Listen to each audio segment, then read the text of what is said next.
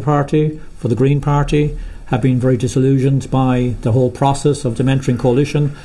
So we're very much cognizant of that experience, and in this situation we want to present our vision for a left government and what the consequence of that might be. So I'm not going to speak any further. So we've three speakers today. Richard Boyd Barrett, TD for Dunleary, Councillor Hazel de Nortoon, who's a councillor from Dublin City Council, and because we're a 32 county party, Jerry Carroll, who has come from Belfast and is an MLA representing West Belfast. So I'll introduce Richard first of all to outline what our vision of a left government is. Yeah, well, the purpose of this pamphlet is to provoke what we think is a very necessary and urgent debate about what sort of government, what sort of politics do we need if we are going to change Irish society and address the really dire crisis we are now facing in housing, in healthcare, in the cost of living, and in many, many other areas of society where, despite being one of the richest countries in the world, working class people are really suffering. And the establishment of Fianna Fáil and Fine Gael have let people down on the most basic things of providing them with a secure, affordable roof over their head, a decent health service that actually functions, or addressing the crucifying cost of living that ordinary people are now facing. And a year and a half, 2 years, whatever it is, out from an election, we think there has to be a very, very serious discussion about how we solve the housing crisis, the health crisis, the cost of living crisis, what sort of politics are necessary, and critically, how we provide an alternative to the failed politics of Fianna Fáil and Fine Gael that have led us into this crisis.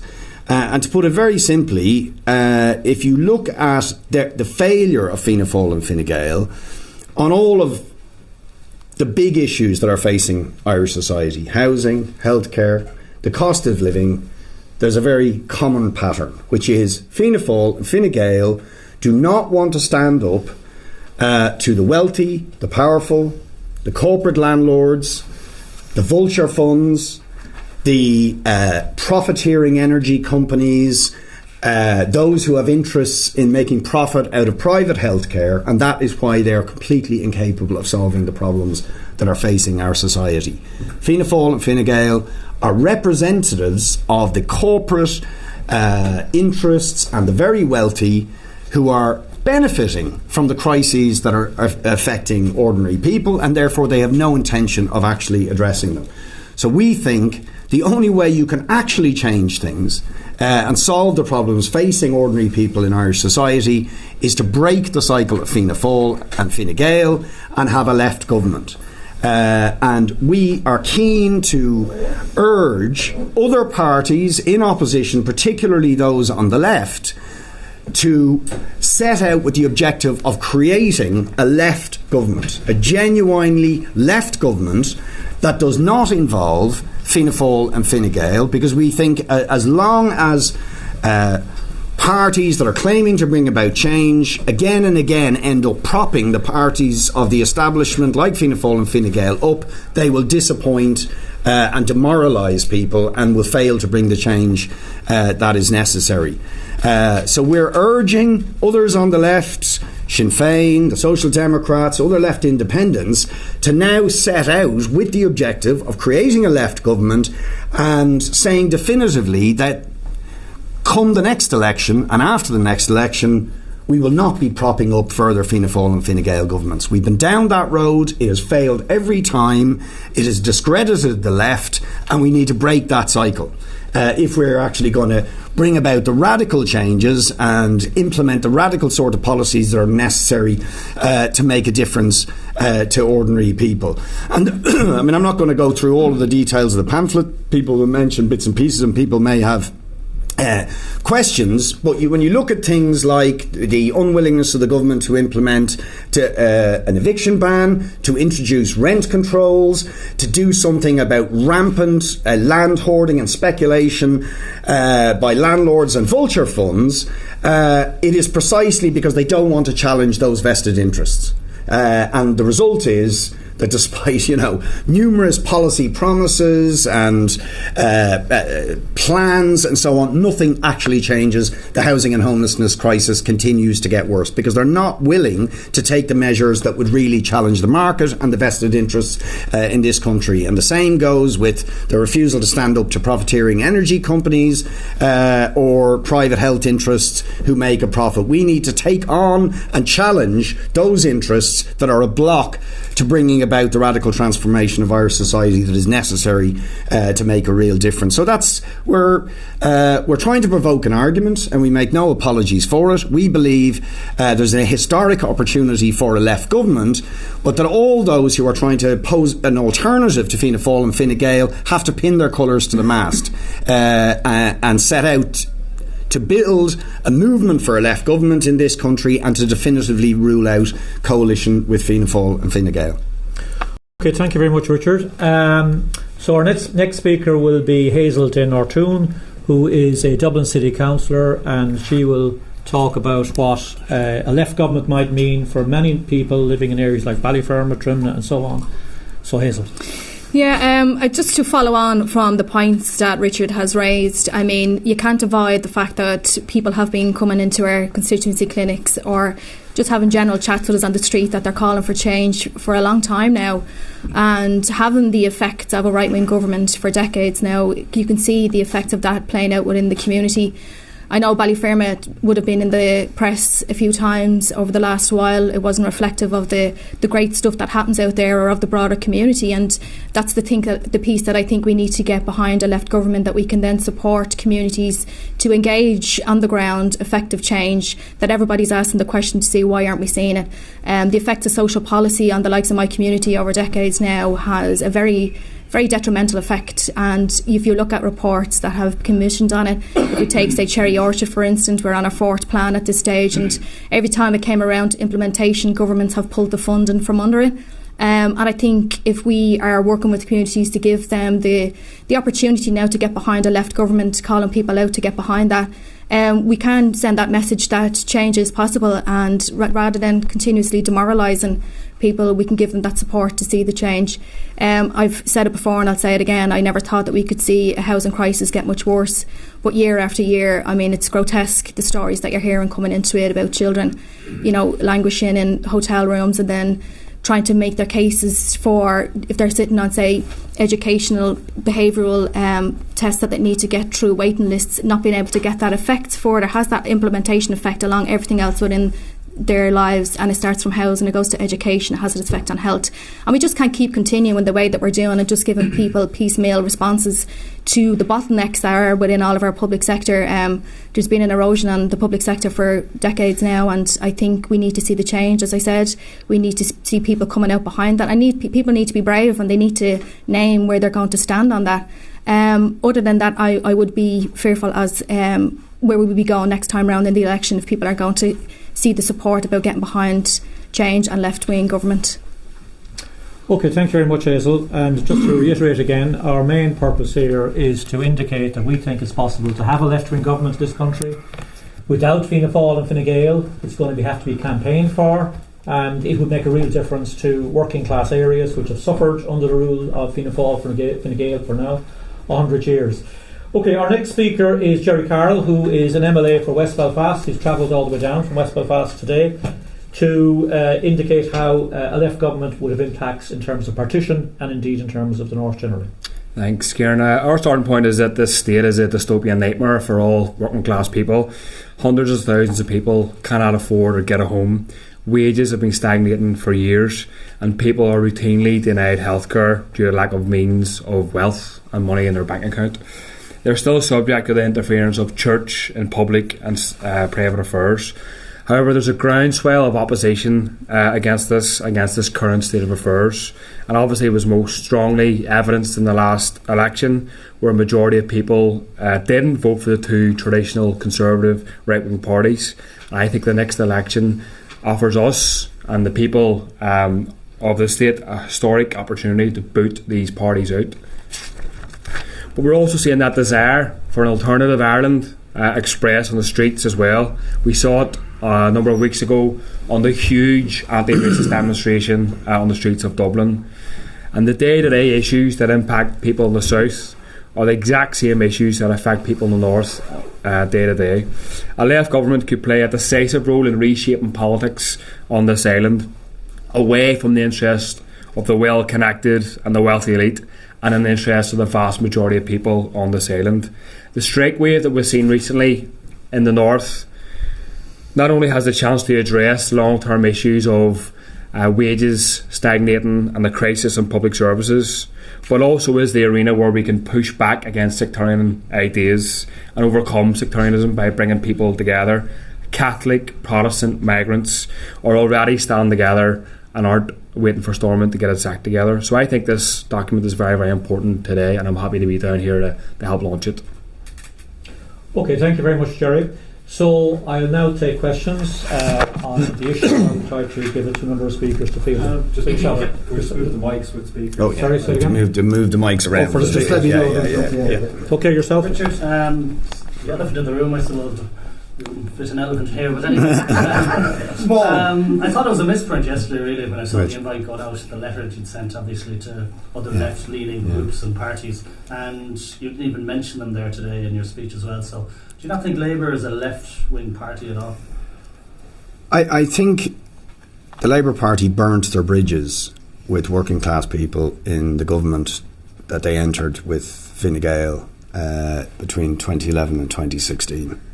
They utterly demoralised working class people by entering a government promising that it was going to do something about austerity, to burn bondholders, and then they turned around in that government and inflicted the most cruel austerity on people, and they frankly have not been forgiven by ordinary people on the ground.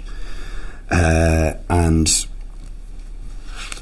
they haven't even really put their hands up and said, we made a dire mistake, and apologised for what they did. And I think if they don't learn the lesson of the terrible blunder and betrayal that they were guilty of in that government, I can't see how they can play any part in creating a genuine left alternative to Fine Gael and Fianna Fáil. And I don't think, to be honest, working class people feel that they can play a part in that after the bitter experience of that government. Just to be clear, you're saying that Labour is not welcome in a left-leaning government? I think ordinary people simply wouldn't trust them after what happened between 2011 and 2016. I mean, the savage assault on single parents, the cuts in public sector pay, the decision of Labour ministers to stop building public housing. I mean, these were absolutely diabolical decisions that have left us with a very, very bitter legacy and a lot of suffering.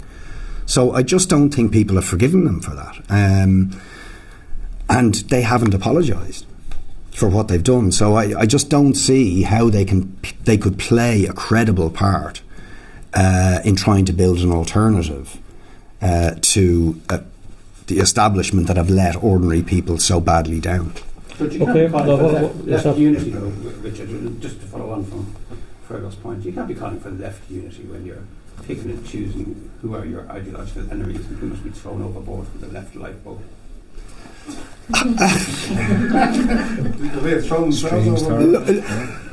First of all, I think...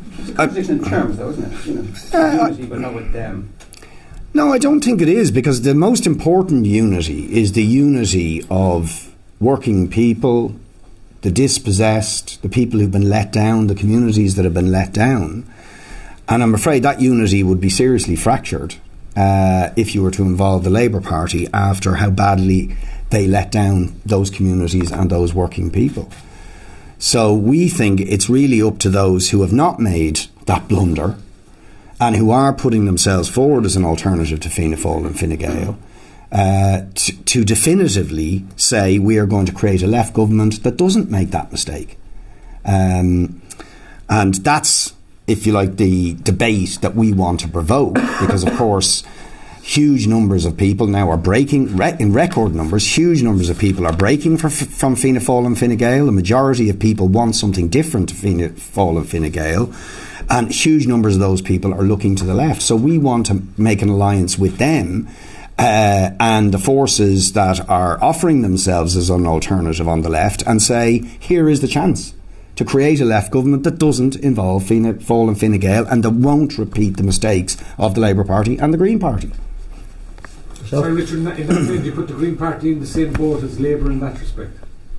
Without a shadow of a doubt. I mean, they twice now they've made this disastrous mistake. I mean, the Fianna Fáil Green government, prior to the Fine Gael Labour government, slashed investment in public transport, of all things.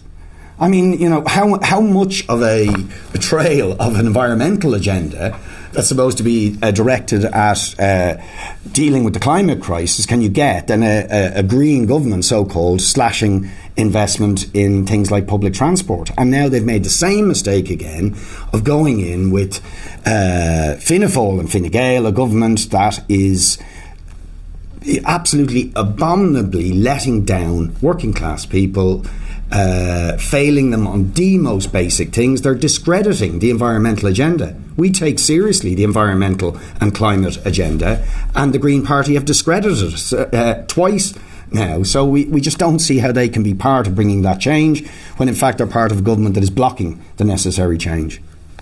Okay, anybody else? Can I ask two questions? Yeah. One of the suggestions we had a couple of years ago, Richard, was that in the event of a left government led by Sinn Féin, that it would be in PPP's interest to do a confidence and supply deal rather than go in, that you would support so that you could judge each policy as it went through. And Jerry, maybe to pick up on that, to what extent is Sinn Féin, to anyone in Northern Ireland, a left or centre party, or is it not an ethno-nationalist party? Can I do the first part? Yeah. Okay, Jerry, take the first part. Yeah, I mean, I suppose in the... Keen answer, yeah. I suppose in the document we state that Sinn Féin is a contradiction. I think that's the experience in the north especially, as much as it is in the south. I mean, my experience is that, you know, Sinn Féin members, supporters, people who vote for them, quite often want to see them to take action over things like high rents, over the cost of living crisis, over workers not getting a fair wage, and other economic and other social issues. However, when it comes to voting for these issues or pushing them through Stormont or councils, Sinn Féin are very often voting the wrong way, or quite often blocking those issues, and I can expand on examples if you want. So it's clear for me, obviously in the south, that Sinn Féin have a mandate to challenge Fianna Fáil and Fine Gael, but what we're concerned about, or what we want to make sure, is that they don't prop them up in the next election. And our party are certainly not going to be a mudguard for right-wing conservative parties. We don't think Sinn Féin should either, and that's a matter for them to be clear on.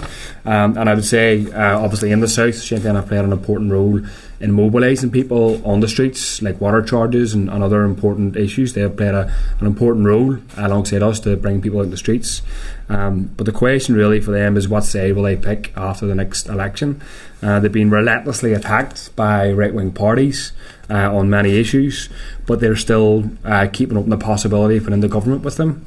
So what we're trying to do by launching this document today is to say that they need to set out their stall on a left-wing government. We're clearly supportive of one, advocating for one. I think Sinn Féin are sitting on the fence when it comes to it. Jerry, did you write this document? Did I write it? No, I did not. Who did write it? So this first of all, this... Did you write it? Sorry, hold on.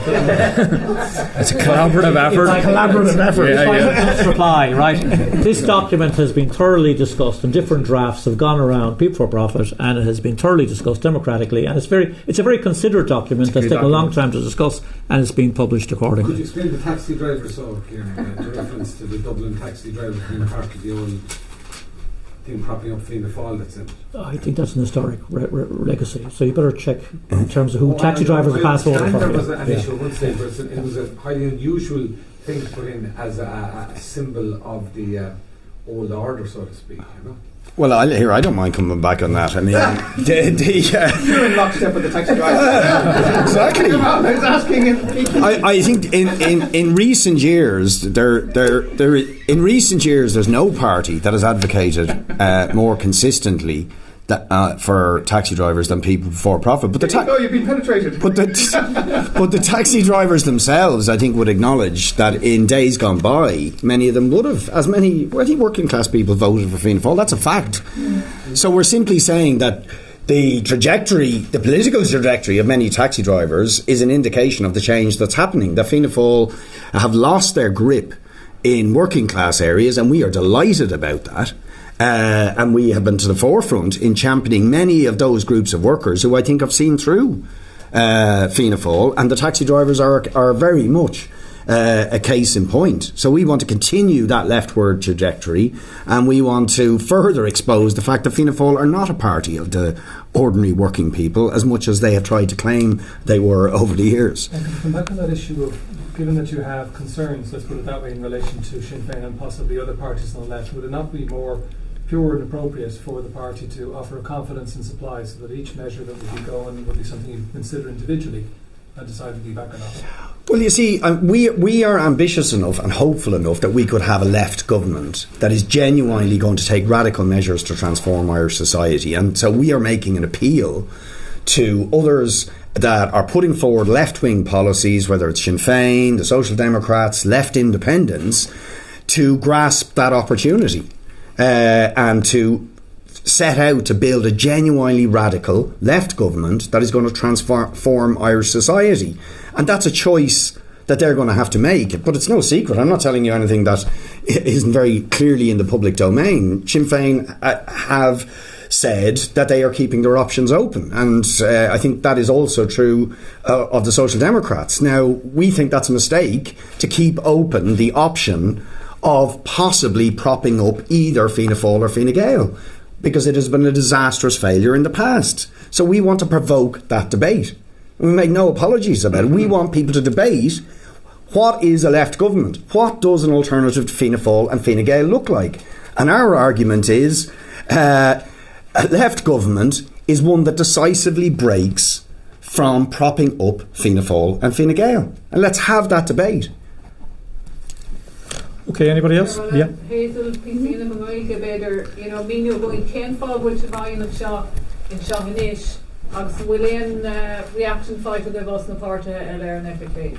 Well, Captain Gorkagmead Vilart finish Ribahoning ne Talkan Sus August Shannon Ruddy will meet and Glart Lashnadini table Mr. Cantor, so Cogmead Chin towards Gdi on Archdogs, Bajak of Failing Glart, August Cornan Keshin, Gdi in a party Yala Raw, which of Igiri talks like Hale, when even Lart way realties there and have left and have Clay.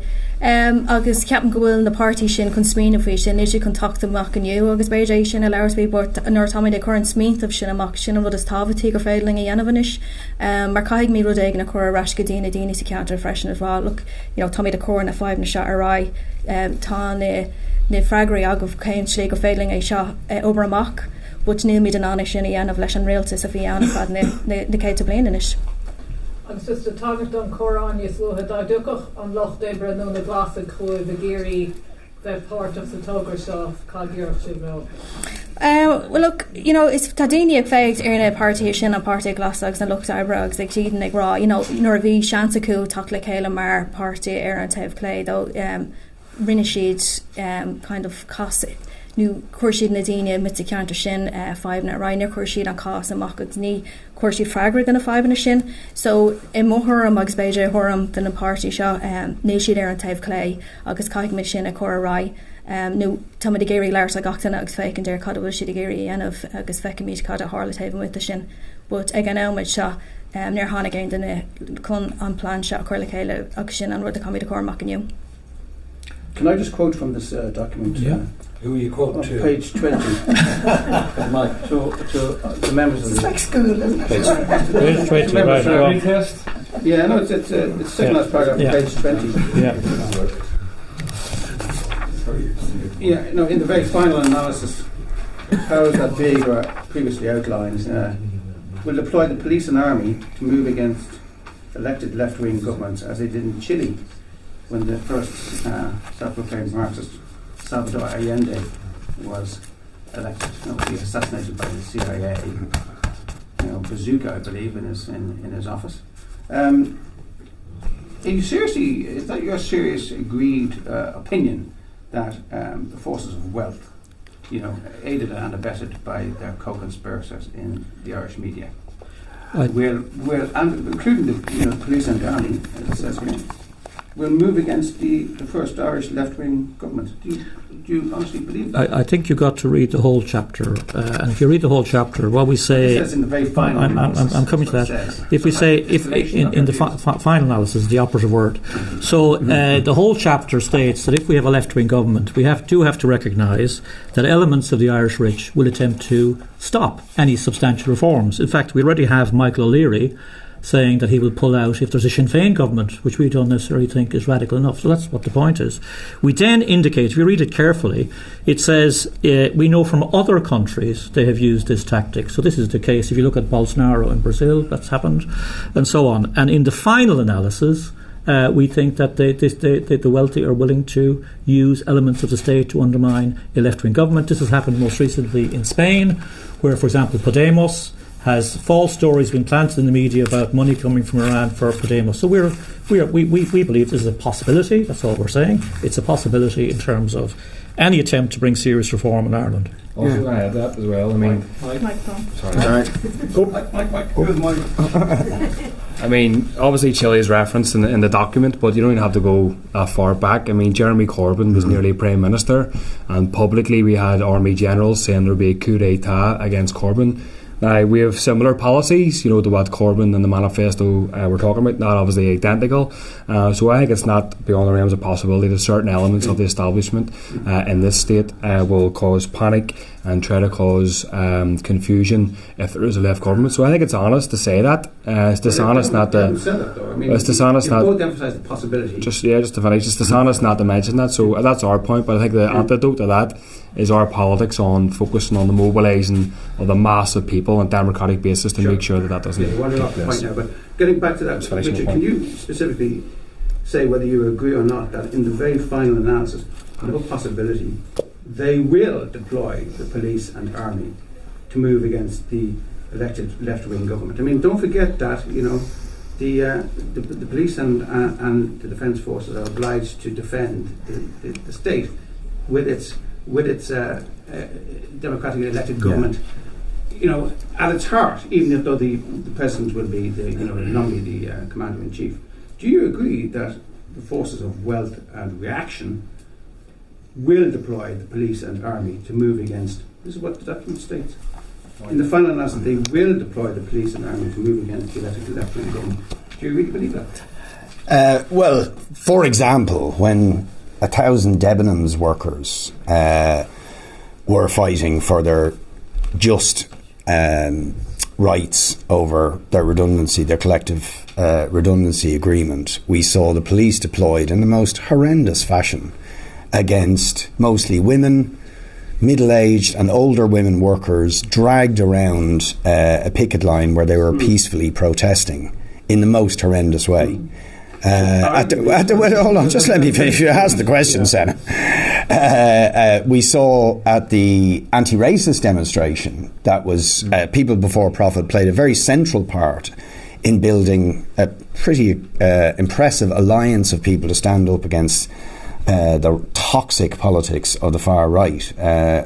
2 weekends ago, we saw a quite extraordinary incident where the police went along and tried to prevent members of ours distributing leaflets arguing against racism. So do we think it is possible that elements in the state will use their position to try and undermine a government that was radically challenging vested interests? Yeah, we think it's almost a racing certainty that elements in the state and at the top of Irish society will do everything they can to try and undermine a left government. So I mean, and by the way, every single instance you care to mention of radical left governments challenging for power or actually coming into government have witnessed moves by elements in the state and the establishment to try and undermine those governments. But you might have thrown in the water protests and the installation of meters and so on, and the role of the Gardaí as well. But in the instances you've quoted, it's been a case of the Gardaí, leaving aside the Defence Forces, acting on behalf of the state, if you like, and of the right-wing government. Now you're suggesting that those very same Gardaí, and the Defence Forces would move against the left-wing government. Well, I think you're assuming that the state is some sort of absolutely homogeneous bloc. It's not, right? There's Fianna Fáil and Fine Gael have spent very many years, if you like, trying to deepen their roots within every single area of the state and society. And the idea that if a left-wing government was going to come to power and was going to seriously challenge vested interests and wealth inequality in this country, that they wouldn't try and use their influence and positions of power to try and undermine a left-wing government. I think, to be honest, it would be fantasy to imagine that wasn't the case. We've given you the answer. But Allende is in the document. Are you seriously suggesting that it would go as far as assassination? You made that point. Can we get the next person? Your next question. Yeah. I don't know. Yeah, next question. Go on. Did you have a question? Yeah. Sorry. Okay. Quick thing in policy. Commission of taxation, and I think it's widely accepted, one of the big dividers in society. Two of them, actually. One is property and the other is inheritance. And in both those instances, as I understand them, correct me if I'm wrong, the intention would be to abolish the property tax and no changes to be made to the inheritance taxation regime, where about 350 grand goes tax-free. I mean, it's all very well to talk about these forces out there. They're the real divides in Irish society, and you've absolutely nothing to say in it. We have made a very consistent or developed a very consistent position on that we do not believe that people's family home is the same as the assets of the wealthy or the super rich. It's a family home, and that's why we argued very strongly against taxes on people's family homes, that property tax. What we want to see are taxes on those who own multiple properties and who generate huge amounts of profit and wealth from the ownership of large property portfolios and multiple properties. So we make a very sharp distinction, particularly in a country where working class people have historically seen quite a high level of home ownership, but that doesn't make them wealthy. There's many people who bought their council house, for example, from the local authority to give them some sort of security for them and their families. We do not consider that in the same category of wealth as people who are multimillionaires, and we make no apologies for making that distinction. How about inheritance? Well, it's the same point, isn't it? I mean, well, it used to be 500,000, and it is, so it's come down, and we won't be arguing for the thresholds to be increased. You can be certain of that, right? But in reality, the level of inheritance tax has actually increased proportionate to the rise in property values. And we're not arguing, and nor will we be arguing, for increasing those thresholds. But we're not proposing to impose further tax burdens on working class people who maybe bought a council home or bought a modest home. We don't see that as in any way part of the problem of wealth inequality in this country, and we're the only people who've actually argued for serious wealth taxes on those who have real wealth. And I think it's worth noting that Oxfam are now proposing a wealth tax that is very, very similar to the one that people before profit have been advocating for about the last decade. Could I just urge that you'll find our policy on taxation on our website, which details exactly how we intend to tax wealth and capital, and back up the points that Richard has made here. It's on the website, our taxation policy. Anybody else? No. Okay. Thank you. Okay, listen.